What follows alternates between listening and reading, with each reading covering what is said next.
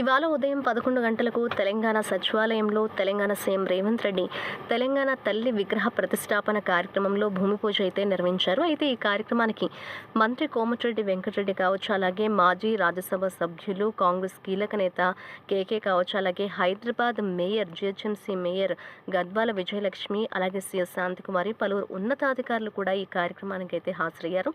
ఇవాళ మంచి రోజు కాబట్టి ఇవాళే తెలంగాణ తల్లి విగ్రహానికి భూమి పూజ కార్యక్రమం అయితే ప్రారంభించామని సీఎం రేవంత్ రెడ్డి తెలిపారు. అయితే అటు డిప్యూటీ సీఎం కావచ్చు, పలువురు మంత్రులు గైర్ హాజరుకు సంబంధించి వాళ్ళ షెడ్యూల్స్లో వారు బిజీగా ఉన్న నేపథ్యంలో ఇవాళ వాళ్ళు అటెండ్ కాలేకపోయారని, ఈ కార్యక్రమాన్ని అట్టహాసంగా నిర్వహించలేకపోయామన్నట్లుగా కూడా సీఎం రేవంత్ రెడ్డి అయితే క్లారిటీ ఇచ్చారు.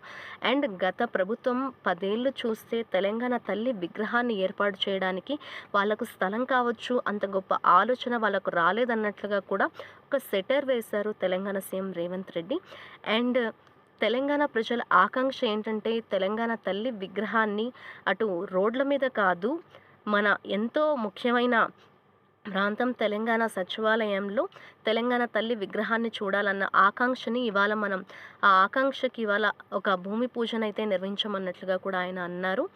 అండ్ డిసెంబర్ 9న అటు ఈ తెలంగాణ తల్లి విగ్రహ ప్రతిష్ట ప్రారంభోత్సవం చేస్తామన్నట్లుగా కూడా ఆయన క్లారిటీ ఇచ్చారు. డిసెంబర్ 9న ఇక్కడ ఏంటంటే తెలంగాణ రాష్ట్రానికి బాటలు వేశారు, తెలంగాణ రాష్ట్రానికి సంబంధించిన పన్ను ప్రారంభించారని అప్పటి కాంగ్రెస్ అధినేత్రి సోనియా గాంధీ సారథ్యంలోని ప్రధాని మన్మోహన్ సింగ్ తెలంగాణ రాష్ట్రానికి సంబంధించి ఒక అనౌన్స్మెంట్ చేశారు. ఆ డేనే డిసెంబర్ 9న మనం తెలంగాణ తల్లి విగ్రహాన్ని ప్రతిష్ఠించుకుంటాం, ఆ రోజే ప్రారంభోత్సవం ఉంటుంది అన్నట్లుగా కూడా డిసెంబర్ 9న అన్నారు. ఇక్కడ మనం గమనించాల్సిన విషయం ఏంటంటే గత ఏడాది చూస్తే డిసెంబర్లోనే కాంగ్రెస్ ప్రభుత్వం తెలంగాణలో అధికారంలోకి వచ్చింది, తెలంగాణ రాష్ట్రం ఏర్పడ్డాక.